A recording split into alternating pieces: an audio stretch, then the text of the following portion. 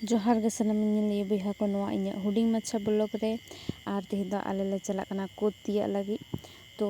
उनके लाहा रे दो इन भाई आर इन बोन तकिन ना किना ओना तायम रे इन आर इᱧᱟᱹᱜ तायम रे आरो बारया भाई तकिन किन हिजुग कना माने उनकिन दो कटिक किन तायम ᱧᱚᱜ ᱜᱮᱭᱟ तो तेहें दो सोचा केताले कि जे कोद जम ले चला आर जेमन सोचा ओंका गे कमी पूरा डुलुंग गाड़ी ओडोक कते रात बदा ते ले बगा नाले कोद तिया लगी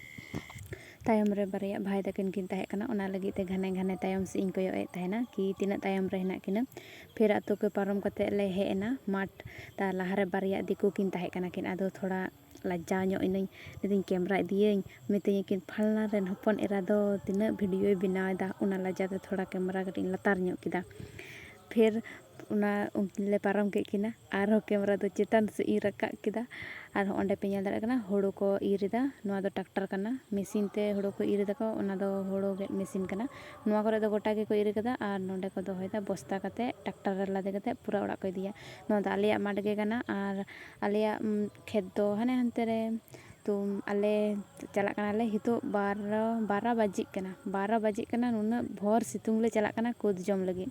फिर नोंडेले सेटेरना आर इन दो दारिन दे कना आर नुना डुगलार इन दे कना बाप रे कॉन्फिडेंस लेवल बा थोड़ा बहुत था दारे को दिन दे दाड़े गिया को उनका दा लपे उनी कि दारे को बइन दे दाड़े तो इन दारिन दे कना आर दारे रे तियो कते इन दिन जमदा लातार रे भाई तको हेना को आर इन दो ओंडे रुकुइदा एमन डगलारिन दे कना होय लेकना होय न्यूर कते दो किन बाप रे बाप आदु तई रे हो बाइन बतरो कान थेना दे बड़ा कान की आर लातार रे दो बोन तको हेना को भाई तको मसारी को सा कदा और रुकुइदिन जदि ओतरे न्यूरुआ तो बिद्रआ ओना लगिते मसारी रे ले इयाइदा मसारी लातार रे को सा कदा चितान खो इनि रुकुइदा